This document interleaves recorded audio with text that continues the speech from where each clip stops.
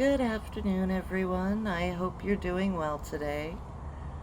I encountered so many delays in recording this video, especially for where it coincided with what I've decided to respectfully call it the Charlie Kirk event on September 10th. Now, this video is not about Charlie Kirk, as much as it's about God using any and all things for our good to bring His divine will into being. A while back, I came to realize that I was becoming confused concerning all these talks of the rapture, events listed in Revelations, and just where in God's planned timeline we are. So I ended up bringing my question to God in prayer, sincerely seeking to know where we are in His timeline. I received the first part of my answer on September 12th with the phrase, wheat and tares. At this time, the aftermath of the Charlie Kirk event was going in high gear. I also noticed that everywhere I looked, God was moving in profound ways within people's lives. Many whom I've never met, but would see comments or recounts on the various times I did access social media. And it brought with it the realization that no matter what was being said or about the event, God decided to take it for His divine purposes. Charlie was a man, not perfect, and none of us are. Yet God sees fit to use His work to enhance His kingdom, bringing people to God and out of the world.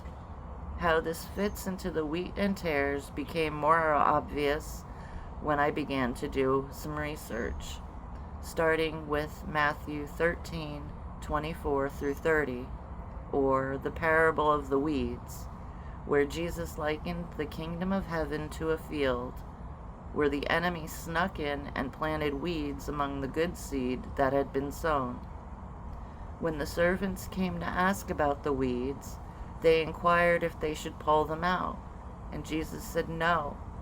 I knew instantly when I read verse 30 that this was the answer.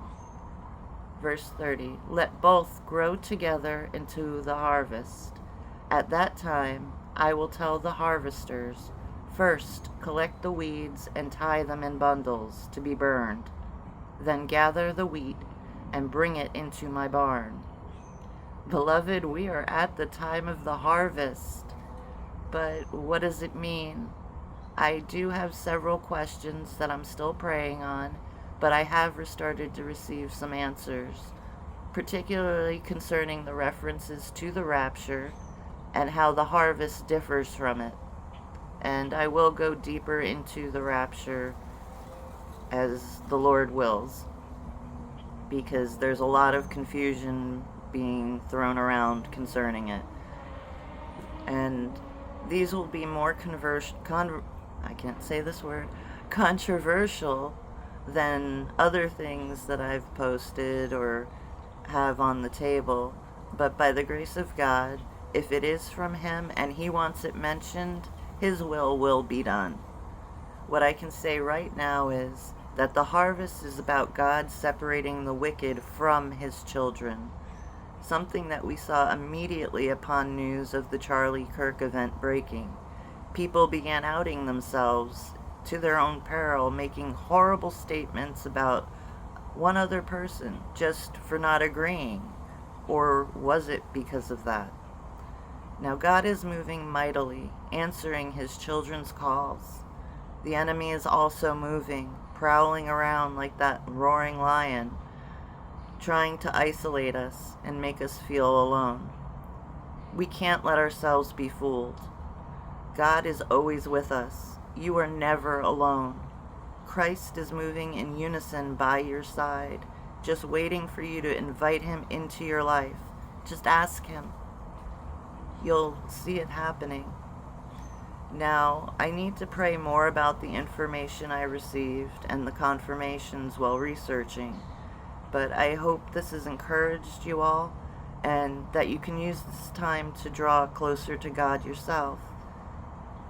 May you all be safely in the shadow of His wing, forever the apple of His eye. God bless.